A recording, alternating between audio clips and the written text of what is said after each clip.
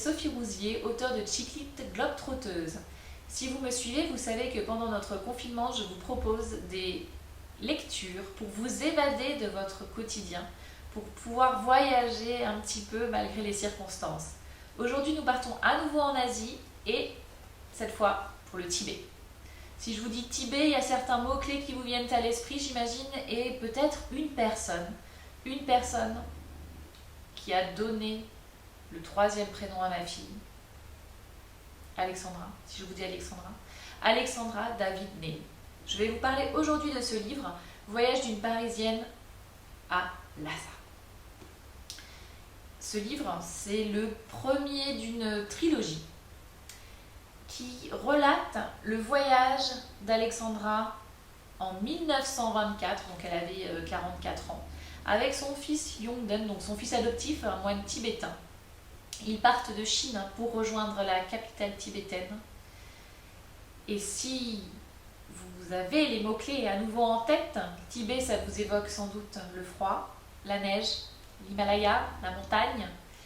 Et en 1924, vous imaginez bien qu'il n'y avait pas les polaires, les soft-shell, les chaussures de rando pareilles que maintenant. Hein. Donc c'est quand même assez difficile comme circonstance. Et Alexandra s'est grimée pour pouvoir avancer dans le pays parce que si elle était blanche comme moi, hein, elle faisait pas vraiment couleur locale, on va dire. Donc il a fallu qu'elle prenne, il me semble, si je me souviens bien, c'était du charbon pour pouvoir foncer sa peau, par exemple. Et il lui arrive beaucoup d'aventures. Enfin, je vais pas spoiler parce que ce livre est vraiment, je sais même pas comment dire, délicieux. Il y a tellement de petites anecdotes, on voit la force de cette femme. Donc ça, c'est un livre aussi, je dirais, pour l'époque, franchement, chapeau quoi. Il y a la moitié des hommes qui ne l'auraient pas fait. Et je dis bien la moitié, je pense qu'il y en a quand même beaucoup plus, hein, et même maintenant qu'ils ne le feraient pas. Moi, je vous avoue que je fais beaucoup de choses, et là, non, franchement, j'ai traversé un fleuve gelé en hiver, je suis allée en Antarctique, etc. Mais on avait quand même tout ce qu'il fallait pour pas ressentir le froid. Donc, et c'était organisé. C'était pas moi qui suis partie toute seule.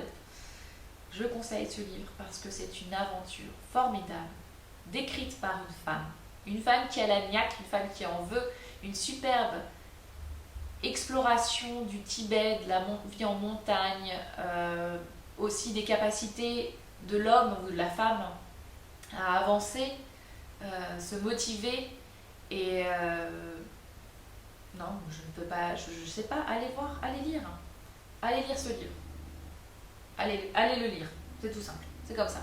Hein. Si j'ai donné le prénom d'Alexandra à ma fille, c'est qu'il y a quand même une très bonne raison. Allez lire ce livre, donc Voyage d'une Parisienne à Lhasa d'Alexandra David Neil. Bon voyage, bon confinement et surtout une très bonne santé. À bientôt. Salut.